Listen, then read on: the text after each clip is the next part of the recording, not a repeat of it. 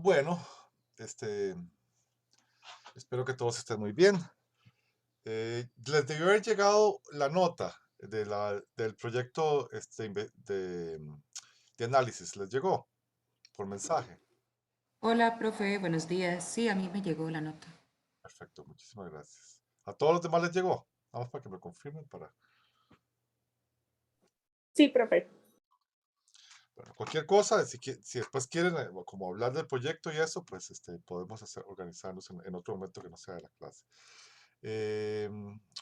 Porque quieran explicación o algo de la nota. Bueno, tenemos que continuar con materia. Bueno, primero que nada, ¿lograron ver la de la semana pasada?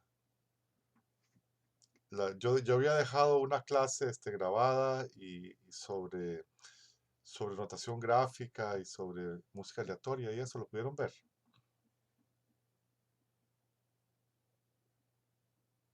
¿O no lo vieron? Profe, en mi caso yo la llegué como hasta la mitad y ahí hoy la termino, pero sí llegué como a la parte donde habló de la notación gráfica y sobre John Cage también. Ok, ok, la próxima semana ahí sería el examen 3 entra esa clase y entra lo que vimos, lo de Charles Ives también, que no lo hemos evaluado, me parece, ¿verdad? Entonces, para que déjeme ver un momentito qué es lo último que hemos visto que no ha sido evaluado. Profe, yo va a entrar lo de hoy también. Lo de hoy, déjeme ver, ¿qué fue lo que vimos la vez pasada? La vez pasada vimos aleatoriedad de improvisación, partituras gráficas, el treno para las víctimas de Hiroshima y el capítulo 14, eso es básicamente, ¿verdad? Y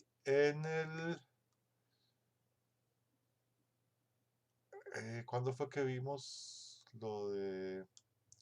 Ok, el poliestilismo de Charles Ives, eso no ha sido evaluado tampoco, esa fue la clase del 20 de mayo. Entonces, porque nos faltarían dos exámenes, el tercero y un cuarto, que habría que hacer en 3 semanas, una cosa así, aparte del trabajo final. Eh, déjeme pensar para ver cómo hacemos. Si metemos, pues se le quedaría música concreta, Sí, sí, lo de hoy entra también entonces, ¿ok? Entonces lo que vamos a ver hoy también entra.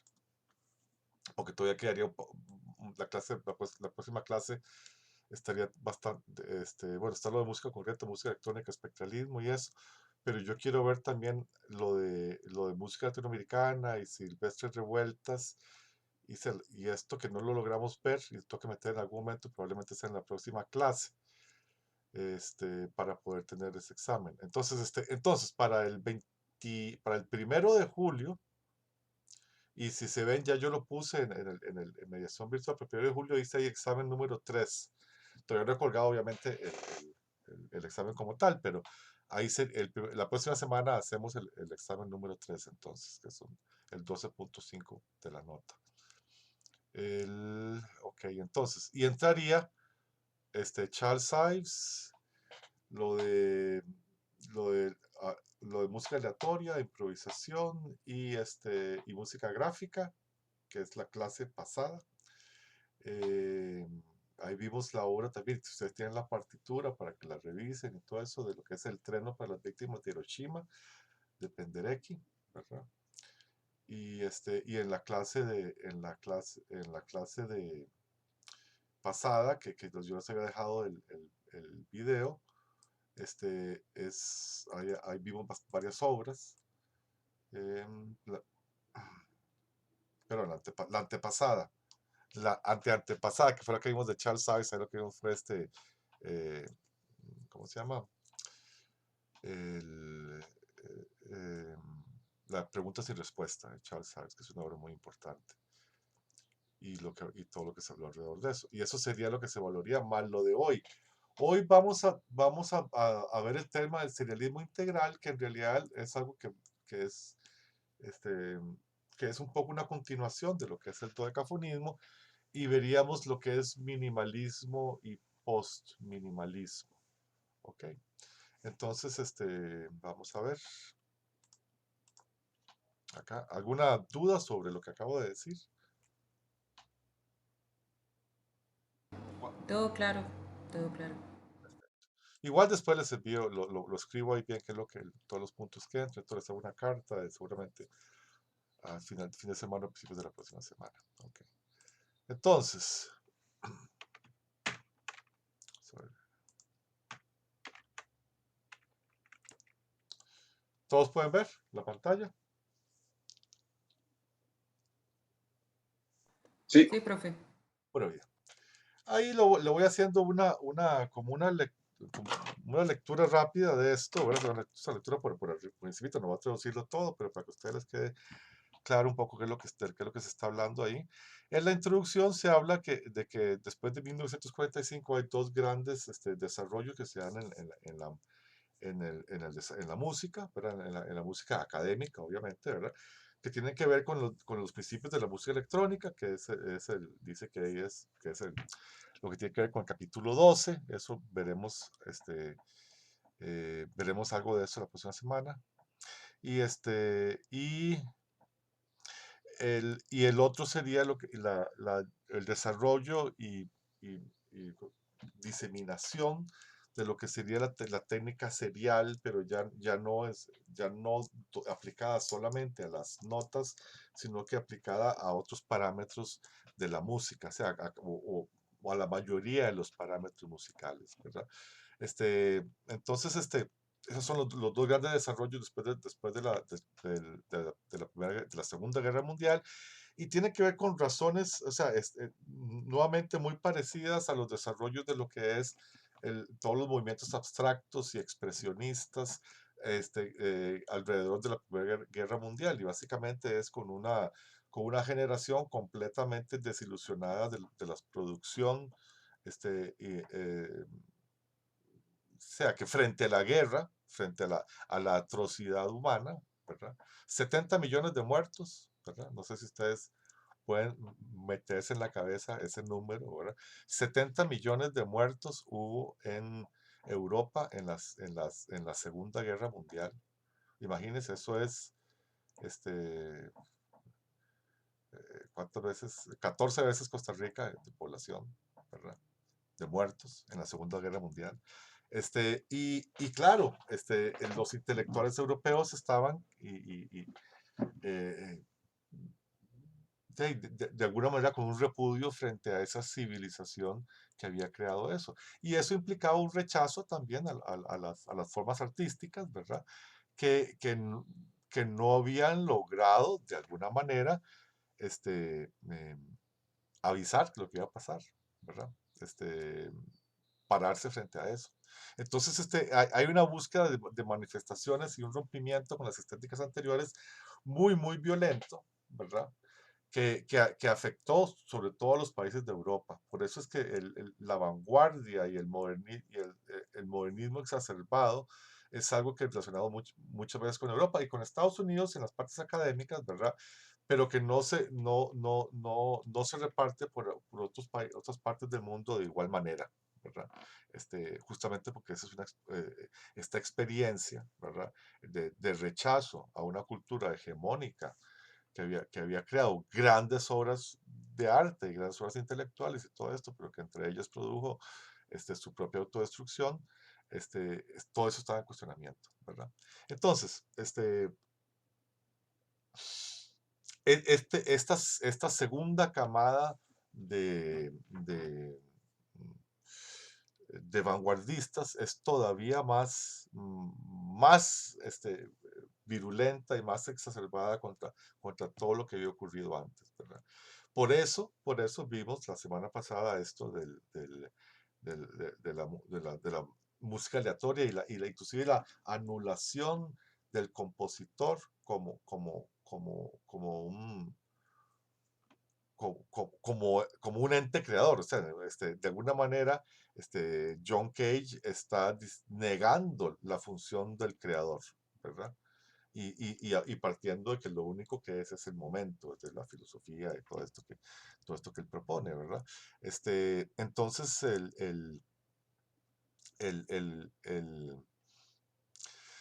eh, hay esta búsqueda hacia, digamos, eliminar todo ego y toda voluntad del proceso creativo, ¿verdad? Si el ego, la voluntad y la megalomanía era lo que había producido esta gran tragedia humana que provoca 70 millones de muertos, ¿verdad? Entonces, eso era lo que había que eliminar.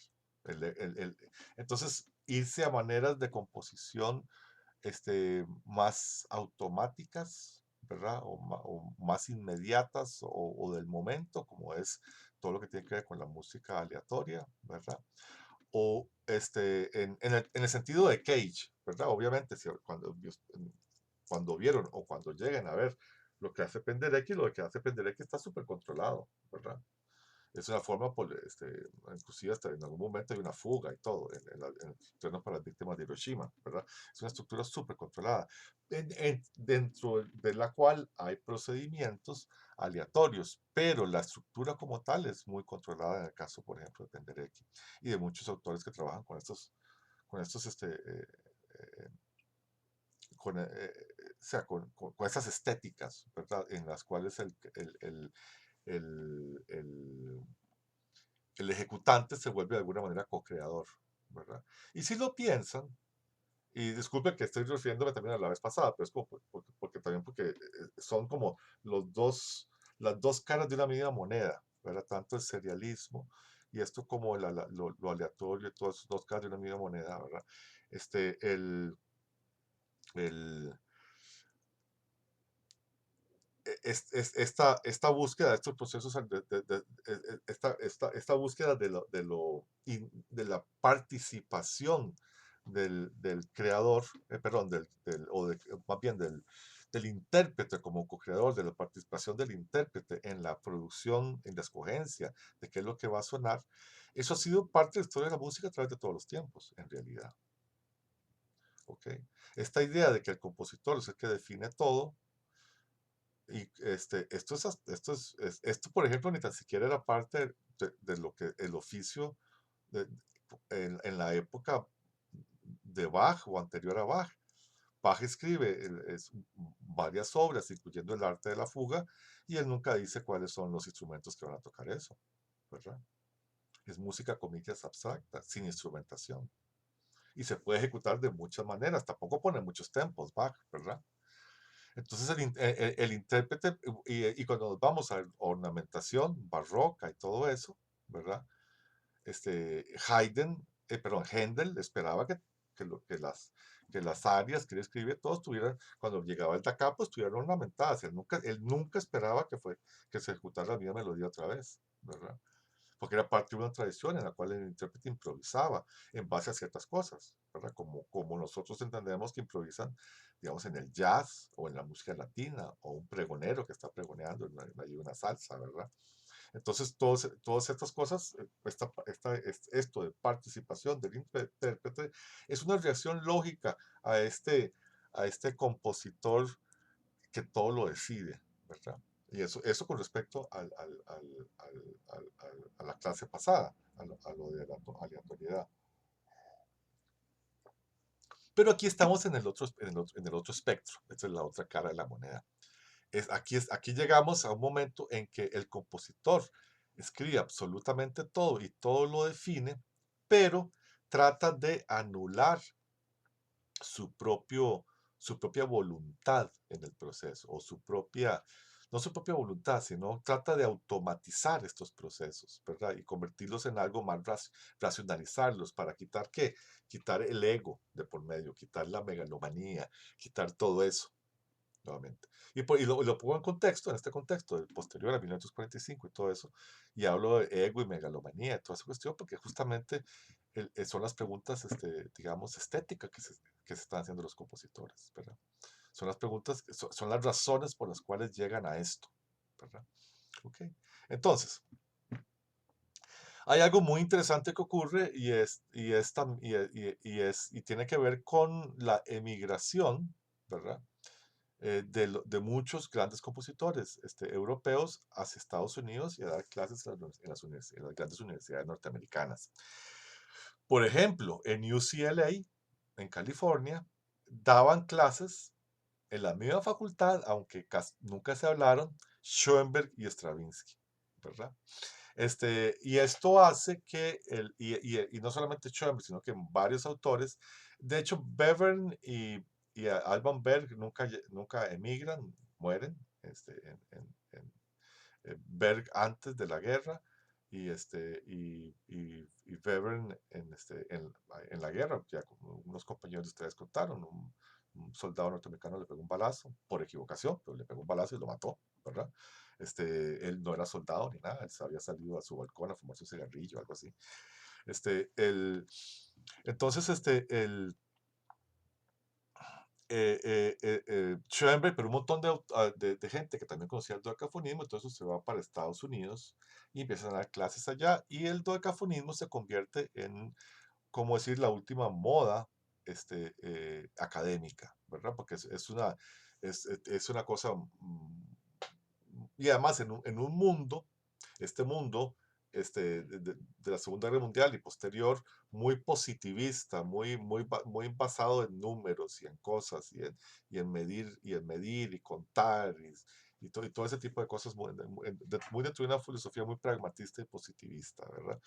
Este, que permea todas las disciplinas, incluyendo la musicología y la composición y todo eso, o sea, no solamente las ciencias.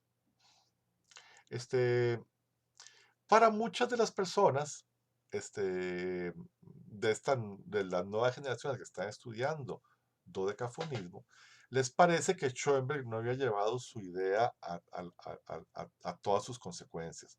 ¿Cuál es la crítica con Schoenberg? La crítica con Schoenberg era que su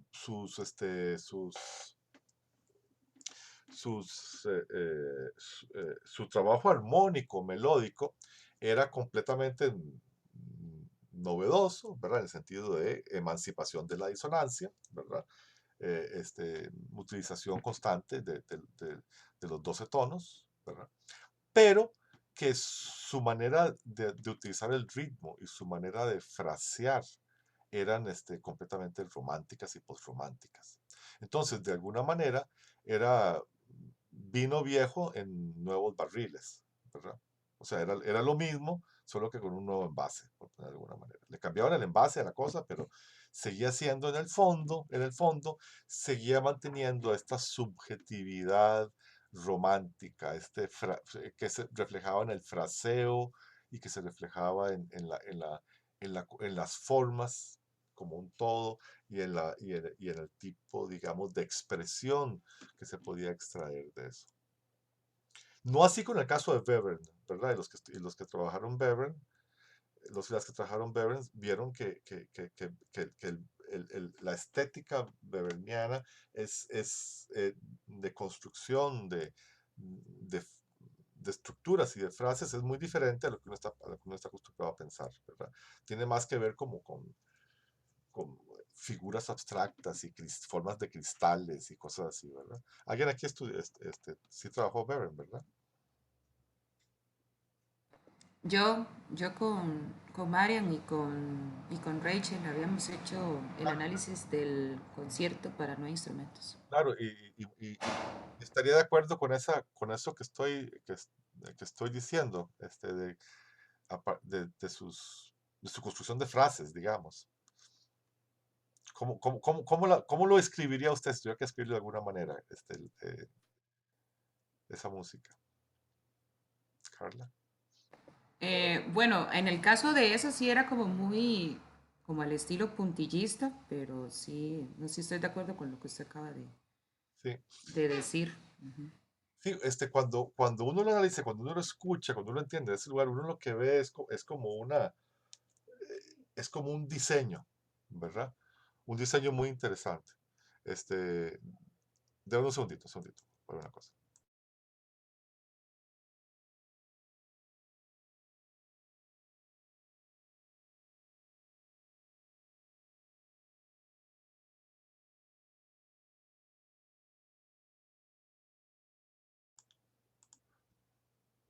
Pero lo que es, como decir, una melodía, una frase que te lleve, que tiene un clímax y eso, No funciona así.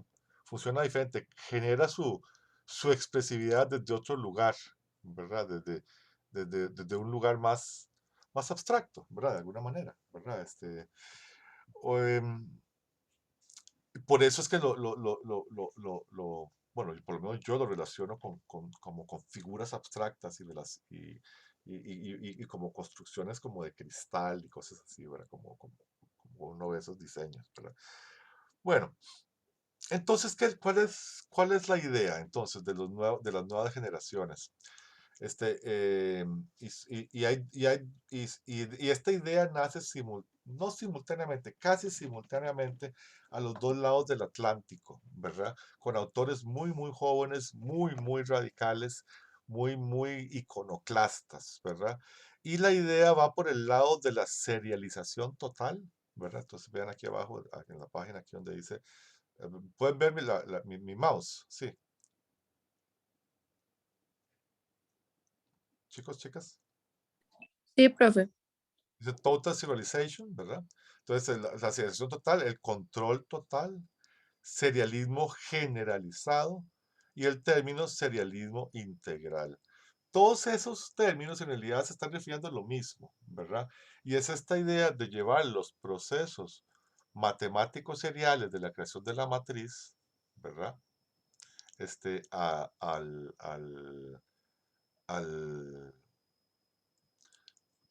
a los demás, no solamente a las alturas, o sea, las notas como tal, sino también a los procesos rítmicos, tímbricos, inclusive texturales y de matices, ¿verdad? Entonces, eso es un poco el concepto del serialismo integral, ¿verdad? Entonces, vean las áreas donde había completa libertad en el serialismo normal, pero en el dodecafonismo, ¿verdad? En el del dodecafonismo, el ritmo, no es, o sea, es libre, el compositor pone lo que quiere, ¿cierto? Igual que la dinámica, igual que el registro, igual que la articulación, igual que cuál tipo o sea, cuál serie está utilizando. Hay autores que proponen entonces que todo esto debería ser de alguna manera serializado y de alguna manera constituido en un solo proceso que simplemente después como que se desenrolla como proceso, ¿verdad? Y en ese sentido se va a parecer a lo que vamos a hablar después de lo que es música procesual o process music, que es lo que ocurre en el minimalismo, ¿verdad? Entonces el minimalismo y el serialismo total tienen de alguna manera, el serialismo integral, tienen de alguna manera esta misma idea de control del proceso general de la obra, ¿verdad? Y entonces a la hora que el proceso general está determinado, una vez que el compositor escoge su proceso, comillas, ¿verdad? Ya no va a tener que realizar más opciones que tengan que ver con el gusto o con la intención, ¿verdad? Sino que simplemente hace que el proceso se desarrolle, ¿verdad? ¿Eso queda claro?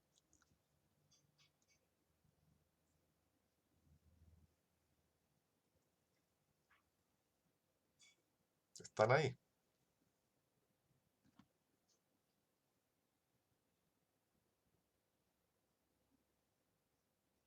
¿Aló, aló? Sí, profe. Entonces, todo esto, entonces, esto empieza a ocurrir en diferentes lugares, ¿verdad? En Estados Unidos, en realidad, el primer autor que de alguna manera trabaja, pero va a ocurrir de diferentes maneras, porque, o sea, ¿cómo procesa? ¿Cómo convierte uno una serie en otras series? Es como bastante obvio y como que no se puede cambiar mucho. Uno puede hacer series más pequeñas, por ejemplo, puede hacer series de 8 notas, de 9 notas y jugar y de hecho muchos compositores que trabajan con ese tipo de elementos, ¿verdad? Con series eh, mm, que no son de 12 notas, ¿verdad? Y a veces de más notas de 12 también, ¿verdad? Entonces, pero ese proceso es como lógico, usted agarra la serie, le da vuelta, le invierte, le hace todo eso es un proceso contrapuntístico que ya tiene inclusive cientos de años, ¿verdad? En el sentido de que el contrapunto medieval y todo eso, el Ars Nova ya utilizaba esos procesos de invertido, este, eh, y al derecho y al revés, para arriba y para abajo, todo eso ya es pues, eso es como lógico, ¿no? Pero ¿cómo convierte uno una serie numérica o lo que sea en ritmos o en dinámicas o en